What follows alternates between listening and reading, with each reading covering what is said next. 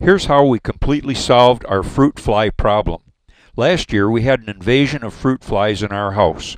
As soon as we realized that we had them, we got rid of the fruit from which they had sprouted, but it was too late. We swatted and swatted, but they were always more there. They seemed to be more prevalent around the sinks in the house. We did some research and found that they actually breed and lay their eggs in the drains. So we tried covering up the drains, but they still kept coming, probably from the vents in the sinks. So it was back to the internet. Then we found this great solution and thought we'd share it with you here. First, put about a ½ inch of apple cider vinegar into a jar, such as a pint or quart canning jar or something similar. Then put a paper cone into the jar. Finally, set the jar somewhere close to your sinks, both bathroom and kitchen. The fruit flies will dive into the apple cider vinegar and die. They can't figure out how to get out of the jar. Now for some background and details.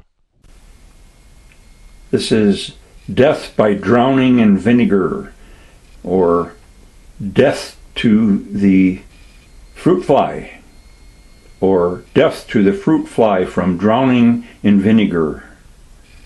Here's the paper cone. You'll see a link in the description so that you can print it out. This catch, if you will, is October 2015. I thought we were all done with fruit flies, but we mistakenly brought in some pears and a couple of apples and a few days ago and put them in a bowl. They look pretty, and now look what we got. So here we go again.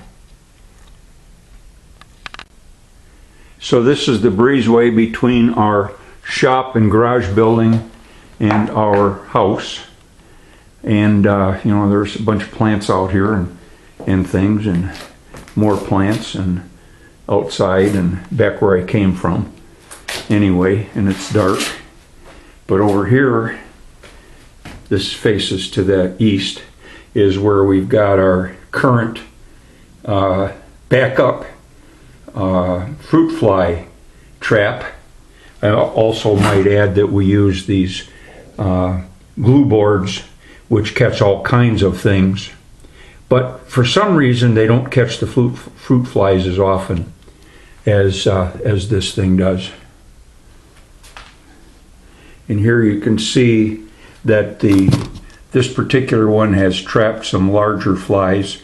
I don't guarantee this to be a housefly trapper, but some got in there, so we'll take them.